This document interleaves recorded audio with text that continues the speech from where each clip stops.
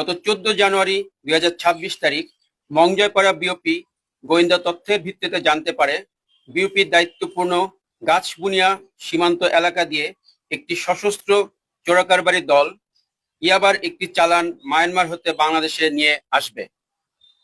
উক্ত তথ্যের ভিত্তিতে অধিনায়ক কক্সবাজার ব্যাটালিয়নের দিক নির্দেশনায় মংজয়পাড়া বিওপি কমান্ডারের নেতৃত্বে একটি চৌকস অভিযানিক টহল দল কর্তৃক আনুমানিক 1330 ঘটিকায় সীমান্ত হতে 1 কিলোমিটার বাংলাদেশের অভ্যন্তরে গাছবুনিয়া নামক স্থানে পথ পেতে থাকে।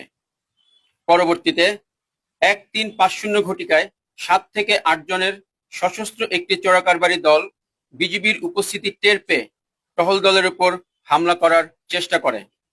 তৎপ্রেক্ষিতে বিজিবি টহল দল চোরাকারবারিদেরকে আনুমানিক 500 গজ ধাওয়া করত ঘটনাস্থল হতে একজন বাংলাদেশ, যার নাম উমং, পিতা সুইজানু, গ্রাম মংজয়পাড়া, পোস্ট মরিচ্চা, থানা নাইখনছড়ি, জেলা বান্দরবন, এবং একজন মায়ানমার নাগরিক নাম পানুয়া, পিতা মং চাকনু, গ্রাম উইলাতং, থানা উইলাতং, জেলা মংডু, মিয়ানমারকে 2টি দেশীয় পিস্তল, 4 রাউন্ড তাজা গুলি, 2টি রামদা এবং 2টি মোবাইল সহ আটক করতে সক্ষম হয়।